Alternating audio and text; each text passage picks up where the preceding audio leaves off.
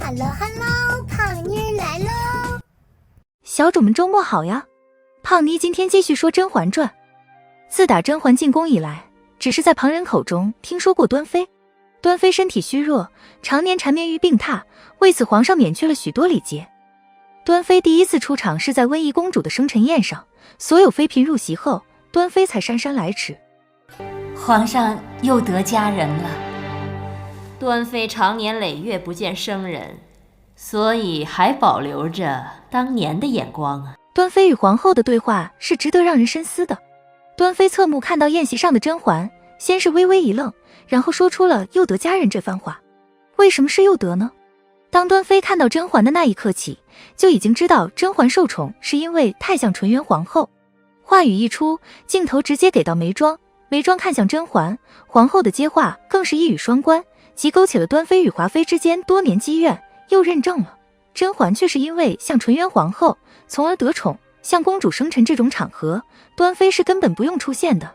她出现的理由有3点：一是为了温宜，端妃喜欢温宜，要在众人面前展现出自己对于公主的疼爱，并将自己的嫁妆送给公主当做礼物，这也为后来端妃收养温宜埋下了伏笔。二是为了甄嬛，她知道了新晋妃嫔中有一个小主长相有几分像纯元皇后，便想来一探究竟。她在人群中一眼就看到甄嬛，此刻她更加确定了心中的复仇计划。3是勾起皇上的怜悯之心。端妃当年是因替皇上隐藏真相，导致华妃报复，才无法生育的。当皇上看到她身体虚弱，又疼爱小孩的模样，内心十分愧疚。皇上不仅清楚记得她的嫁妆，还做出了会去看望她的承诺，这就是他的目的，让华妃知道皇上还是在乎她的，华妃无法置她于死地。那么端妃是否真的与世无争呢？在下个片段中就会知晓答案。当我第一次看见她的脸，我就知道她日后一定会帮我这个忙。端妃眼中含泪地说出自己对于华妃的恨，她清楚地知道，想要扳倒华妃不仅需要机会，更需要的是人。这个人便是甄嬛。木薯粉事件，甄嬛惨遭华妃陷害，端妃出面为甄嬛做假证，帮助甄嬛躲过一劫。温宜公主很可爱，只是她这么小就饱受折磨。此事针对你婉贵人而来，婉贵人要擅自保重啊。本宫今日可以护你一次，却不能事事如此啊。端妃的帮助换取了甄嬛的感激之情，对温宜的关心和喜爱让甄嬛看在眼中，记在心上，为日后收养温宜而提前铺路。木薯粉事件不仅加重了甄嬛对于华妃的敌意，更为日后端甄二人的结盟奠定了基础。后面甄嬛提出日后看望端妃时，端妃委婉地拒绝了甄嬛，这个做法是个聪明之举。端妃没有一味的奉承示好，而是选用了雪中送炭、润物细无声的方式温暖甄嬛的心。富察贵人意外小产，端妃察觉出此事有异样，深夜来到碎玉轩与甄嬛探讨此事。我既然说了，那我就再多说一句，曹琴墨是比华妃更难缠的人。此人运丰润于无形，我数次都险些吃了他的暗亏。端妃此次前来，一是告诉甄嬛富察贵人小产的真正原因，提醒甄嬛小心养胎；二是让甄嬛留意华妃身边的军师曹琴墨；三是提醒甄嬛，黑暗之处的敌人更加可怕。端妃作为宫中的老人，她与纯元皇后交好，早已察觉到纯元皇后诞下的死胎身上存在异样，而纯元皇后生前一直有宜修照料。这次富察贵人也是在皇后宫里赏花，被皇后的猫扑倒，从而早产，这一切都太过于巧合，所以端妃暗示甄嬛，黑暗之处的敌人便是宜修，只是端妃无权无势，不便明说。华妃每每想起自己未出世的孩子，便会跑到端妃宫中大闹一番。如果我真的是罪大恶极，皇上也不会留我苟活至今。端妃的这几句话已经说明了一切，华妃孩子的惨死与她无关，她内心恨极了灌她喝下红花的华妃，她喜爱小孩却此生不能生育了，同时也展现出端妃对于皇上的深爱。被华妃欺负成这样，也死死守住真相，自己承受一切。苏培盛与崔槿汐对实之事被曝光，端妃也再次帮助甄嬛。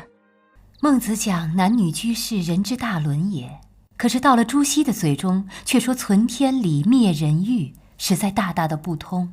如果按照朱夫子所说，那么后妃怎么能够为皇上绵延子嗣呢？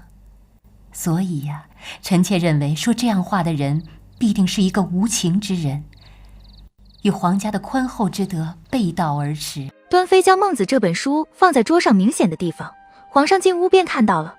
端妃先用孟子之言劝说皇上，否定存天理，灭人欲这个观点是皇后先前提到的。端妃隐晦地表达出，说出这话的人必定是个无情之人。此处也可以看出端妃与皇后是对立面的。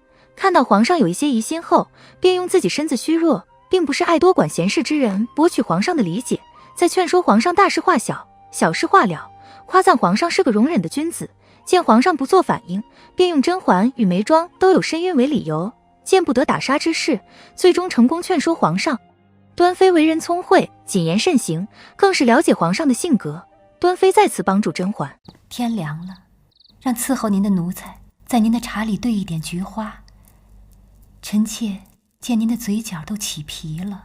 皇上走前，在端妃的肩膀上拍了一下，端妃抚摸着皇上拍过的地方，看着皇上远去的背影，满眼深情。祺贵人指认甄嬛与温实初私通，在安陵容提出滴血认亲时，甄嬛脸上显示出一丝惊慌，端妃看在眼里，心中也有了答案。这法子断不可行，皇上龙体怎可损伤？这一句话看似无足轻重，却改变了皇上内心自己滴血认亲的想法，改变为温实初与孩子进行滴血认亲。这一句话更是救了甄氏满门。安陵容死后，甄嬛与端妃静妃说起安陵容的遗言时，三个人便秒懂其中的含义。我和你一样，恨极了他。然而再恨，如果我们不能一击将敌人击倒时，只能极力的忍耐。皇后谋害了纯元皇后，这里的她指的便是宜修。这番话更让三人站在统一战线，以击倒皇后，永不能翻身为最终目的。端妃在这一片段当中也露出了少有的凶狠表情。孙答应的事，庆贵妃都跟你说了吧？你打算如何处置啊？这样的事，终究还是要请示皇上的。甄嬛随后绘声绘色地告诉了皇上此事，这也是导致皇上盛怒驾崩的重要原因之一。皇上驾崩后，端妃也很少出现在姐妹们的茶话会中。她在知道甄嬛的最终目的后，也明白自己与甄嬛已不是同一战线的人。端妃为人聪慧，谨言慎行，对雍正她没有宜修的机关算尽，也没有华妃的嚣张跋扈。她几次三番帮助甄嬛渡过难关，和她联手铲除华妃与皇后，她的目的达到了，也拥有了女儿，安稳地活到了最后。对于皇上的死，她虽怨恨甄嬛，却已无力反抗，能做的只有关起门来过好自己的日子，进行无声的反抗罢了。好了，本期的分享就到这里，订阅胖妮，下期更精彩。